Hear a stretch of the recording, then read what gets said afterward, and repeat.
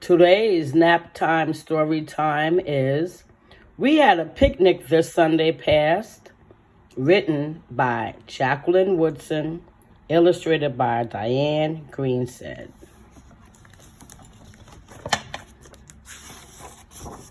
We had a picnic this Sunday past.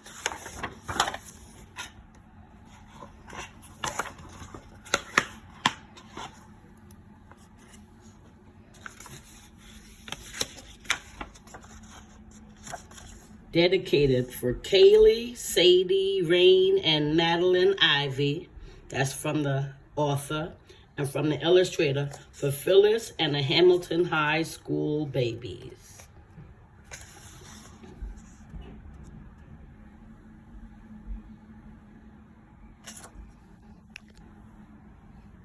Grandma wore her blue dress with all those flowers on it, brought biscuits and chicken and me.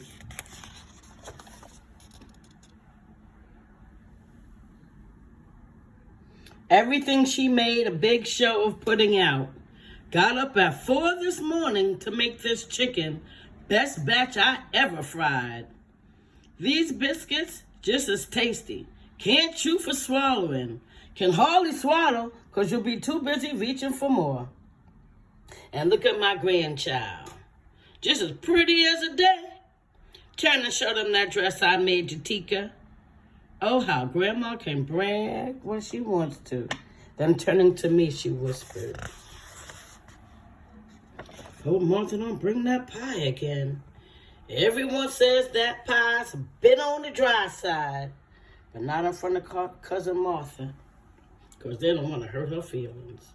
Grandma says Martha should be in any room but the kitchen. Says she thinks Cousin Martha scares the stove and the bacon bad. Every year, same. Cousin Martha, same dried out apple pie, and you better eat every bite of it so that you don't hurt Martha's feelings." Luther is Grandma's oldest boy. He married Lucinda. Now they have Terrence, mean old cousin of mine.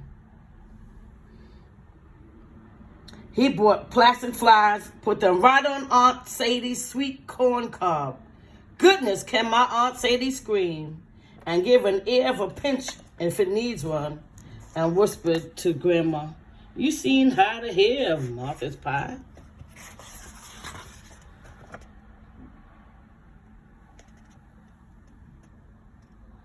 Uncle Luther set a loaf of cinnamon bread in the center of things.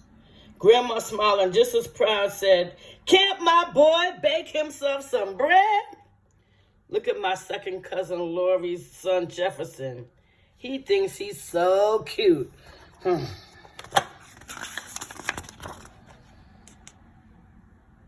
Auntie Kim's my all-time favorite. She must be like me.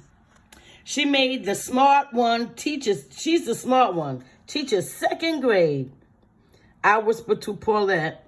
Paulette's no relation, just my best friend. "Don't go bragging," Grandma said, nudging me, but you can tell she's just as proud. Auntie Kim doesn't want to marry, and maybe me and Paulette won't either. I brought some cranberry muffins, Auntie Kim said, and cookies shaped like angels from my angel, handing one right to me.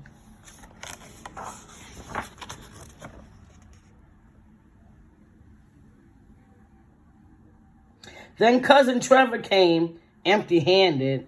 Pretty boy Trevor walking into that park with a handful of nothing. "Can't eat air," I whispered to Paulette. "Don't be a smarty," Grandma said. But you know she was thinking the same exact thing. Cousin Trevor picked daisies as he strutted up, talking about daisies for all the pretty ladies. Grandma said, frowning. Me and Paulette echoed. Still, no sign of Cousin Martha. Still, no sign of that pie. Moon Pie and Kaylee. Moon Pie is really Joseph.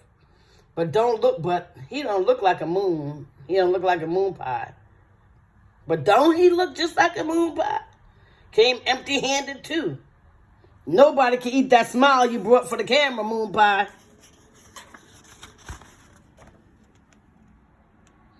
Sister Carol and Reverend Luke toted the Bible to the picnic. Reverend Luke can eat like the devil. Strange, since he's such a holy man. Little Astrid, 2 front teeth missing, trailed behind them, carrying a pail of peaches. Fresh as summer. Tooth Fairy bring you anything? Paulette wanted to know. Got a quarter for them, Astrid said, and held out his hand to show us the shiny quarter there.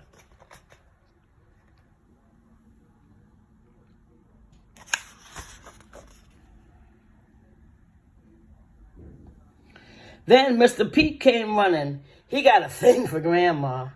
Mr. Pete, well, you can set that sweet potato pie right over here by me, I said. Wasn't that peach cobbler Miss Mary's daughter brought? Wasn't that peach cobbler Miss Mary's daughter brought? Miss Mary's daughter Pat brought here just out of this world? And yams and potato salad and collards a big old ham, Grandma's fried chicken, crisp and tender, melt in your mouth cornbread. Uh-oh, I have a feeling. Then here come Cousin Martha with a big pink box out in front of her. Just as proud, smiling. Goodness, Grandma whispered, don't tell me she made 2 this year. No time to bake, Martha said.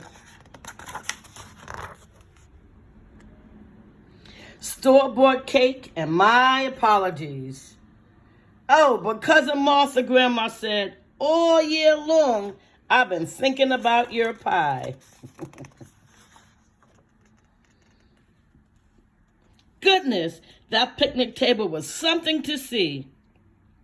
Topped it all off with cookies, melon, homemade ice cream, and the most delicious store-bought cake Cousin Martha never made. We had a picnic this Sunday past. You should have been there. And now, just like I always tell you, go take your nap after the story. My bed is waiting for me, and I'm going to go take my nap.